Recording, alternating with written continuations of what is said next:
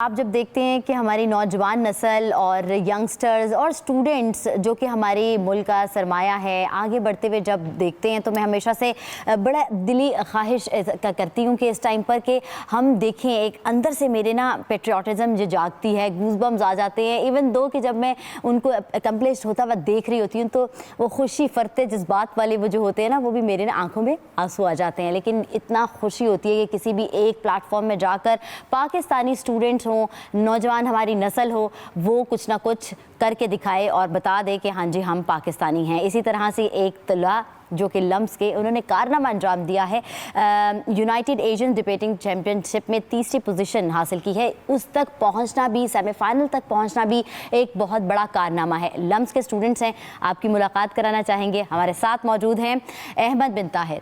Very warm welcome Ahmad. पहले तो सबसे पहले मेरी आपके साथ विशेज़, और आपको मैंने इससे पहले भी यही बात कही कि मुझे बहुत अच्छा लगता है कि जब मैं इस तरह के स्टूडेंट्स को अप्लिफ्ट होता हुआ देखूं और एक प्लेटफॉर्म पर पाकिस्तान को रिप्रेजेंट करता हुआ देखूं, तो हाउ डू यू फील, अंदर से कैसी फीलिंग्स आती हैं?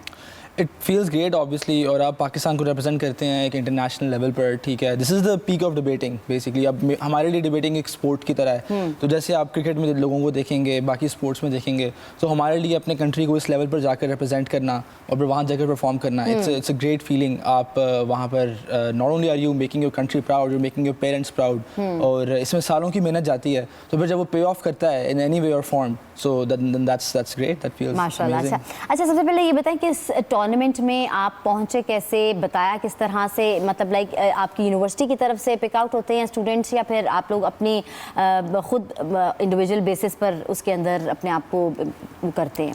हाँ, so basically for my self, if I speak for my self, मैं पिछले 6 से 7 साल से डिबेट्स कर रहा हूँ, ठीक है। तो मेरे लिए काफ़ी कंसिस्टेंट एफर्ट रही है, but I been debating in the domestic circuit for a long time. अच्छा। तो उसके बाद जब हम यूनिवर्सिटी आए तो हमारी यहाँ पे एक डिबेटिंग सोसाइटी है, हमारे सीनियर्स हैं, अलमनाई हैं, सबकी कंबाइंड एफर्ट से कोचिंग वहाँ पर होती है, हेल्प होती है। So then we held trials and all that, and obviously ये एक ऐसा टूर्नामेंट है जिसमें लम्स हमेशा एफर्ट करता है अपनी टीम को भेजने की।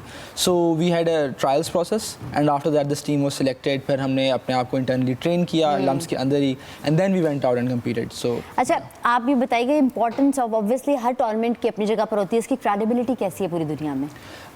Debating has a huge follower base in the world right now, और बहुत सी जो बड़ी यूनिवर्सिटीज़ हैं, Ivy League universities in the US, a lot of universities in South East Asia like NUS, फिर जापान वगैरह, पूरी दुनिया में एक काफ़ी एक स्पोर्ट की तरह से ट्रीट किया जाता है। तो बेसिकली अब तो ये है कि this tournament is considered as the second biggest tournament in the world, worlds के बाद। So world universities debating championship के बाद ये है, और इसकी ऑब्वियसली क्रेडिबिलिटी ये है कि जो भी इसमें एक्सेल करता है उनका फिर नाम, एक बहुत बड़ा नाम हो जाता है कि यार आपने तो पीक ऑफ डिबेटिंग में जाके परफॉर्म किया है। सो फॉर अस अभी जो थर्ड हमने रैंक किया है एशियंस में, this is Pakistan best ever performance in its history. तो हमने एक लिमिट पुश की है जिस पे हम थे, तो इंशाल्लाह अब हम यही एफर्ट करते रहेंगे कि आगे से हम we keep pushing this limit and hopefully win this. जबरदस्त। अच्छा, ये हुआ कहाँ था, ये टूर्नामेंट का हुआ था? ये मलेशिया में हुआ था, कुआलालंपुर में। It was a 7-8 day tournament. तो हाउ डू यू फील, कैसा रहा तजर्बा, क्या कुछ सीखा इससे? अब बहुत कुछ सीखा। ऑब्वियसली मैंने नोटिस किया कि एक टूर्नामेंट के दौरान ही जो मेरा डिबेटिंग का स्किल लेवल गया था, वो शायद इतना अपग्रेड किया जितना मेरा शायद पिछले कुछ महीनों से नहीं किया था। सो इट्स जस्ट कि वहाँ पर जो लेवल ऑफ एजुकेशन है, वहाँ पर the level of coaching that you get when you are there, तो और जो एक्सपीरियंस आपको मिलता है उससे एक एक्सपोनेंशियल इंक्रीज़ होता है आपके स्किल के अंदर। हमारे 8 पूल राउंड्स थे, तो उन 8 पूल राउंड्स में ही हमने इतना अपनी ग्रोथ फील की, जो I am actually surprised right now at how much change I am as a speaker before I was in those pool rounds, and then winning the quarters, the octas, and then making to the semis. So that was a learning curve.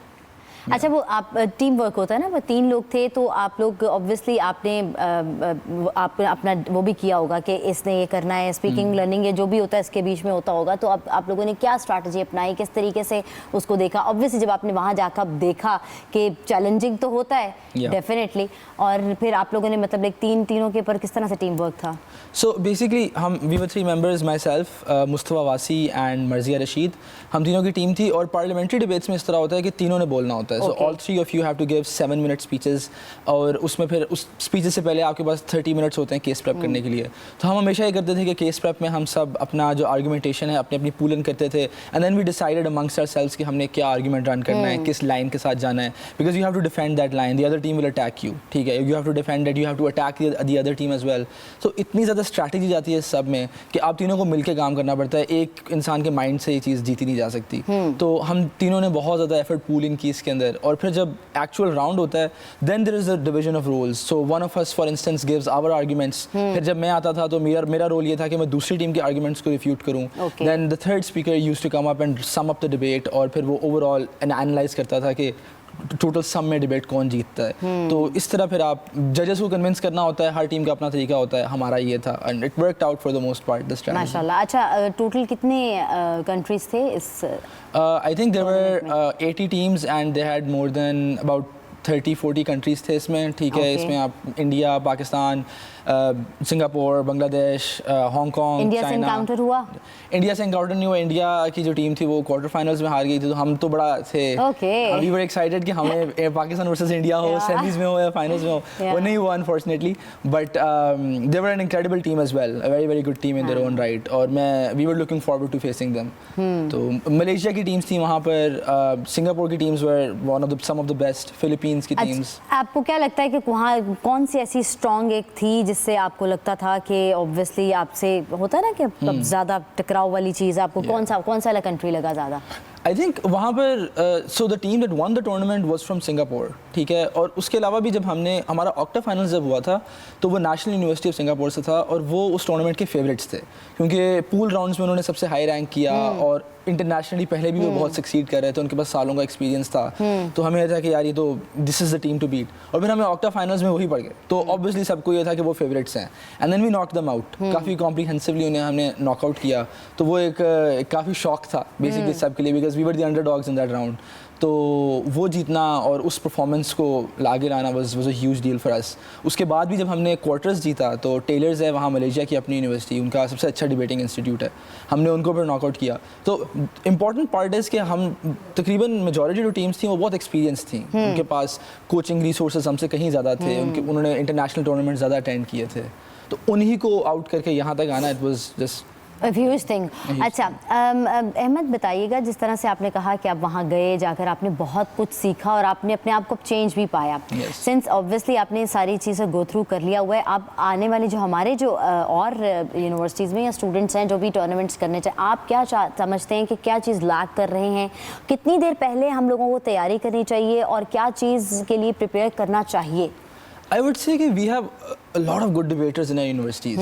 ठीक है, सिर्फ lumps में नहीं और universities में भी हैं. हमारी अपने लम्स के अंदर I can name like 10 good debaters in this university alone. हम 3 टीमें भेज सकते हैं. मसला इस चीज़ का नहीं है, मसला इस चीज़ का कि हमारे पास फंडिंग का एक बहुत बड़ा इशू है, बिकॉज गवर्नमेंट सपोर्ट नहीं है, प्राइवेट स्पॉन्सरशिप्स भी बहुत कम मिलती हैं, बिकॉज ऑब्वियसली लोगों को होता है डिबेट्स का इतना आइडिया नहीं होता. This is a huge sport now, पूरी दुनिया में इसका एक बहुत बड़ा नाम है.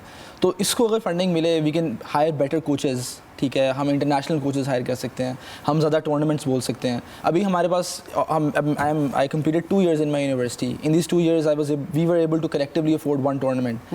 But other teams that have succeeded have been speaking 4 tournaments a year.